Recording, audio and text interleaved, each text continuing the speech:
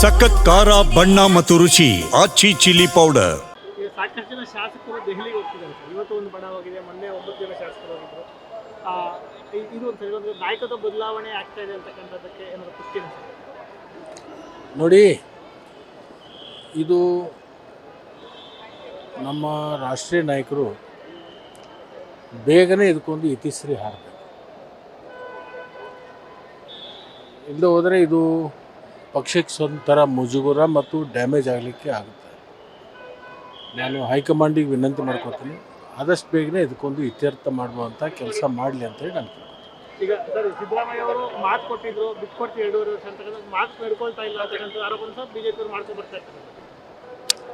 ನೋಡಿ, ಅದು ಮಾತು ಕೊಟ್ಟಿದ್ದಾರೋ ಇಲ್ಲೋ, ಏನು ಚರ್ಚೆ ಆಗಿದೆ ಅದು ಯಾರಿಗೂ ಗೊತ್ತಿಲ್ಲ. 3 ಜನರ ಮಧ್ಯೆ ಆಗಿರ್ತಕ್ಕಂಥದ್ದು. ಮಾನ್ಯ ಮುಖ್ಯಮಂತ್ರಿಗಳು, ಮಾನ್ಯ ಉಪಮುಖ್ಯಮಂತ್ರಿಗಳು ಮತ್ತು ನಮ್ಮ ರಾಷ್ಟ್ರೀಯ ನಾಯಕರ ಮಧ್ಯದಲ್ಲಿ ಚರ್ಚೆ ಆಗಿರ್ತಕ್ಕಂಥದ್ದು ಏನಿದೆ ಅನ್ನೋದು ಅವ್ರಿಗೆ ಗೊತ್ತು ಮಾತ್ರ, ಹೊರತು ಬೇರೆ ಅವ್ರಿಗೆ ಯಾರೂ ಇಲ್ಲ. ನಾವು ಅದರ ಬಗ್ಗೆ ಚರ್ಚೆ ಮಾಡ್ತಕ್ಕಂಥದ್ದು ಅಪ್ರಸ್ತುತ ಮತ್ತು ನಮ್ಮ ಮಧ್ಯದಲ್ಲಿ ಅದನ್ನು ಚರ್ಚೆ ಮಾಡ್ತಕ್ಕಂಥದ್ದು ಅನಾವಶ್ಯಕ ಅಂತೇಳಿ ನಾನು ತಿಳ್ಕೊಂಡೆ. ನೀವು ಸಹ ಒಂದು ಆಕಾಂಕ್ಷಿ ಇದ್ರಿ ಸರ್, ಹಿಂದೆ ನಿಮಗೂ ಸಹ ಒಂದು ಮಂತ್ರಿ ಸ್ಥಾನ ಸಿಗಬೇಕು ಅಂತ ನಿಮ್ಮ ಅಭಿಪ್ರಾಯ? ನೋಡಿ, ಆಕಾಂಕ್ಷೆ ಎಲ್ಲರಿಗೂ ಇರುತ್ತೆ, ಯಾರಿಗಿರಲ್ಲ. ಎಲ್ಲ ರಾಜಕಾರಣಿಗಳೇನು ಸನ್ಯಾಸಿಗಳಲ್ಲ.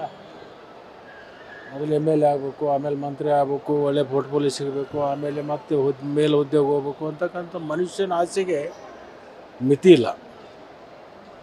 ನೋಡೋಣ, ಸಂದರ್ಭ ಬಂದಲ್ಲಿ ಚರ್ಚೆ ಮಾಡೋಣ. ಈ ಬಾರಿ ಸಚಿವ ಸಂಪುಟ ವಿಸ್ತರಣೆ ನಿಮ್ಗೆ ಅವಕಾಶ ನೀವೇ ದೆಹಲಿ ಹೋಗುವಂಥದ್ದು. ಸಾಕಷ್ಟು ಜನ ಆಕಾಂಕ್ಷಿ ದೆಹಲಿ ಹೋಗ್ತಾ ಇದ್ದಾರೆ ಸರ್. ನಾನಿಲ್ಲಿ ದಿಲ್ಲಿಗೆ ಹೋಗಲ್ಲ, ಇಲ್ಲಿ ಹೋಗಲ್ಲ. ನಾಳೆ ಸಾಯಂಕಾಲ ಮತ್ತು ವಾಪಸ್ ಸತ್ನಿಗೆ ಹೋಗ್ತಾರೆ. ಇವತ್ತು ವೇಣುಗೋಪಾಲ್ ಅವರು ಬರ್ತಿದ್ದಾರೆ ಸರ್ ರಾಜ್ಯಕ್ಕೆ, ನೀವೇನಾದ್ರು ಭೇಟಿ ಮಾಡುವಂಥ ಸಾಧ್ಯತೆಗಳು? ಇಲ್ಲ, ಅವ್ರು ಬಂದಿದ್ದು ಇಲ್ಲೇ ಏರ್ಪೋರ್ಟಲ್ಲಿ ಇರ್ತಾರಂತ ನೀವೇ ಹೇಳಿದಿರಲ್ಲ. ಇಲ್ಲೇನಾದ್ರೂ ಪ್ರಶ್ನೆ ಉದ್ಭವ ಆಗಲ್ಲ. ಹಂಗೇನ ಪಟ್ಟಣಕ್ಕೆ ಬಂದರೆ ನೋಡೋಣ. ಸಾಕಷ್ಟು ಜನ ಶಾಸಕರು ದೆಹಲಿಗೆ ಹೋಗ್ತಿದ್ದಾರೆ ಸರ್. ಇವತ್ತು ಒಂದು ಬಡವಾಗಿದೆ, ಮೊನ್ನೆ 9 ಜನ ಶಾಸಕರು ಹೋಗಿದ್ರು. ಇದು ಒಂದು ನಾಯಕತ್ವ ಬದಲಾವಣೆ ಆಗ್ತಾ ಇದೆ ಅಂತಕ್ಕಂಥದ್ದಕ್ಕೆ ಏನಾದರೂ ಪುಷ್ಟಿ ಇದೆ ಸರ್?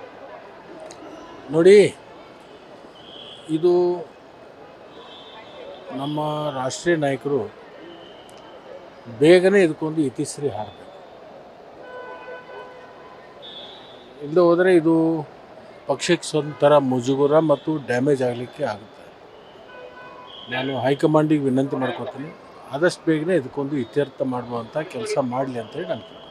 ಈಗ ಸರ್, ಸಿದ್ದರಾಮಯ್ಯ ಅವರು ಮಾತು ಕೊಟ್ಟಿದ್ರು, ಬಿಟ್ಕೊಡ್ತೀವಿ 2.5 ವರ್ಷ ಅಂತಕ್ಕಂಥ ಮಾತು ನಡ್ಕೊಳ್ತಾ ಇಲ್ಲ ಅಂತಕ್ಕಂಥ ಆರೋಪನ ಸಹ ಬಿಜೆಪಿ ಅವರು ಮಾಡ್ಕೊಂಡು ಬರ್ತಾ ಇರ್ತಾರೆ.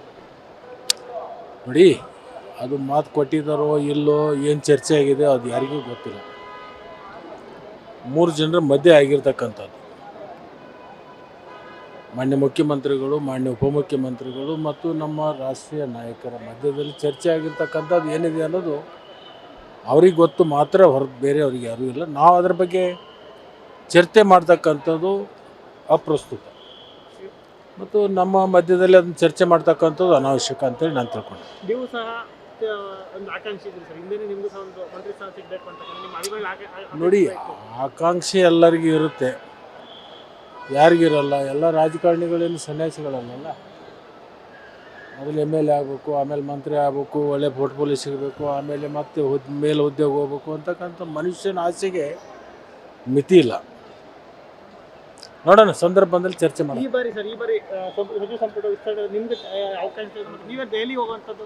ಸಾಕಷ್ಟು ಜನ ಆಕಾಂಕ್ಷಿ ದೆಹಲಿ ಹೋಗ್ತಾ ಇದ್ದಾರೆ ಸರ್. ನಾನಿಲ್ಲಿ ದಿಲ್ಲಿಗೆ ಹೋಗಲ್ಲ, ಇಲ್ಲಿ ಹೋಗಲ್ಲ. ನಾಳೆ ಸಾಯಂಕಾಲ ಮತ್ತು ವಾಪಸ್ ಸತ್ನಿಗೆ ಹೋಗ್ತಾರೆ. ಇವತ್ತು ವೇಣುಗೋಪಾಲ್ ಅವರು ಬರ್ತಿದ್ದಾರೆ ಸರ್ ರಾಜ್ಯಕ್ಕೆ, ನೀವೇನಾದ್ರು ಭೇಟಿ ಮಾಡುವಂಥ ಸಾಧ್ಯತೆಗಳು? ಇಲ್ಲ, ಅವ್ರು ಬಂದಿದ್ದು ಇಲ್ಲೇ ಏರ್ಪೋರ್ಟಲ್ಲಿ ಇರ್ತಾರಂತ ನೀವೇ ಹೇಳಿದಿರಲ್ಲ. ಇಲ್ಲೇನಾದ್ರೂ ಪ್ರಶ್ನೆ ಉದ್ಭವ ಆಗಲ್ಲ. ಹಂಗೇನ ಪಟ್ಟಣಕ್ಕೆ ಬಂದರೆ ನೋಡೋಣ.